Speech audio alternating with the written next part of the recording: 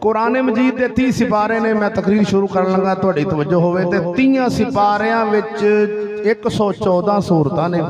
114 सूरतां दे विचों कोई एक आयत अल्लाह ने एवें दी नाज़िल नहीं फरमाई जिंदा माना मतलब मफहूम ए होवे कि ऐ मेरे बंदिओ कलमा पढ़ लिया जे, सिर्फ कलमा पढ़ लिया जे, बाकी जिवें तुहाडा दिल करे जिंदगी गुजारिया जे, सूद हराम हलाल कोई तमीज़ ना करया जे, जिवें तुहाडा जी करे जिंदगी गुजारिया जे, सिर्फ कलमा पढ़ लिया जे, मैं तुहानू बख्श देंगा।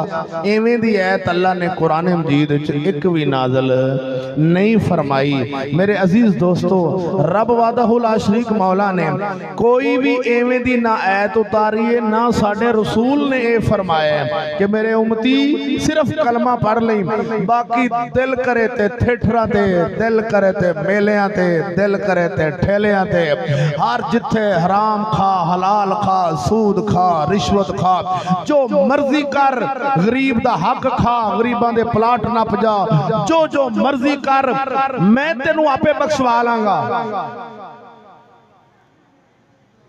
एवें दी हदीस मेरे रसूल दी कोई भी नहीं ते ना अल्लाह दे कुरान च कोई एवें दी ऐत है जिंदे च रब फरमाया वे कला कलमा पढ़ के ते जिवें तुहाडा दिल करे लगे फिरे जो मर्जी करे जे। शराबां, ज़ना, बदकारियां, बुराइयां, हमेशा याद रखना हर चीज़ के दो रुख होंदे ने, अच्छाई और बुराई, ये दो चीज़ां ने। बुराई से रोकना, अच्छाई की दावत देना। ए वेखो मेरा हाथ है ना, दो रुख ने। मौलवी की कहंदा ड्रामेबाज कहंदा सुभान अल्लाह कहो तुहाडा बूटा जन्नत च लग जाना है। ओ बेवकूफा इनू दूसरा रुख भी दस भी जे तुसां घर चल के नच पंजाबन वेखी तो बूटा पटिया जाना है। नहीं समझ रहा, नहीं समझ रहा, नहीं समझ रहा, मैं की समझाना चाह रहा। जे बगैरती वेखी तो बूटा पटिया जाना है, सुभान अल्लाह नाल लग जाना है। और दोवें पासे 10 गड़ा भवी नबी दी उम्मत नूं धोखे विच क्यों रखी? सिर्फ उन्हें इंज रखा कि तू सुभान अल्लाह कह तेरा बूटा जन्नत जे बंदा एडा चौड़ा हो जांदा आंदा लै हुणे ते मौलवी ने दस्सिया तुसीं सुभान अल्लाह कहो तुहाडा बूटा लग जाना। ये नहीं पता भी सूद खादा ते पटिया जाना है, बगैरती कीती ते पटिया जाना है। हुण पटाए किन्ने नहीं ते लाए किन्ने नहीं आपे अंदाजा कर लई। अगे फिर तेरा हिसाब आपे होएगा। हिसाब तेरे दिल च भी है। जदों दा जवान होया होश संभाली उस दिन तक कंप्यूटर अगर तू शुरू करे 1 मिनट लगता है सारियां कीतियां याद आ जांदियां ने सामने, और बड़ियां गल्लां भुल जाएगा पर कीतियां नहीं भुलदियां। बोलते सही दिल च रखी। इस वास्ते सोहणिया फकीरा, मैं अगर जिन्ना मर्जी जोर लावां आ मैं तेनू जन्नत लै जांगा, मैं लै जांगा, मैनू ते अपना नहीं पता, मैनू ते अपना नहीं पता, तुहानू किवें लै जांगा।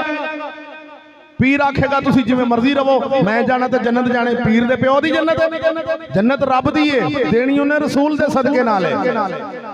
ना ना कोई ना पीर ले जा सकता है ना मौलवी ले जा सकता है। और भोले मुसलमान जन्नत जाना है तो नबी दी शरीयत नूं सीने लाना पैना है तो फिर राह सीधा हो जाना है। ये हो ही नहीं सकता। आप मर्जियां अपनियां करिए ते जन्नत भी रब कोलों लवीए। मर्जियां इत्थे जे अपनियां करनियां ने उत्थे फिर रब ने अपनियां करनियां ने। जे इत्थे असां रब दियां मन्नांगे ते उत्थे फिर रब साडी मान लैगा। ए उसूल है, हर काम का उसूल हुंदा है। ये कभी भी नहीं किसी किताब विच भी नहीं लिखिया। ते अफसोस है मेरे दोस्तों, गुजारिश करना चाह रहा सा कि इस दौर च मौलवी ने जदों मैक अगे आना है उन्हें सिर्फ और सिर्फ तुहाडी शान बयान करनी, उन्हें उन्नी रब दी शान बयान नहीं करनी जिन्नी बंदियां दी करनी।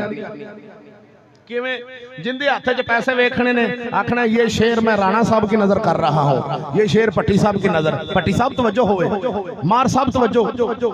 एवें नहीं करते क्यों कि पैसा लेना है। कंजरा मौत दे खूह वाले भी एवें करते हैं, तुम भी मिंबर रसूल से बैठ के एवें कर रहे। तेरा ते उन्हां दा फर्क ही रहना है। मुमताज होवे आलम दीन, उनका फर्क होवे। चलिया इंज ना कर, आलिम इंज करने वाला होंदा है। बोल सुभान अल्लाह। आलिम मंगता बनेगा तो वह किसी को दीन नहीं दस सकेगा। आलिम बेनियाज होवेगा, उस जात से भरोसा करेगा तो फिर दीन च बरकतां ते रहमतां रब अता फरमावेगा।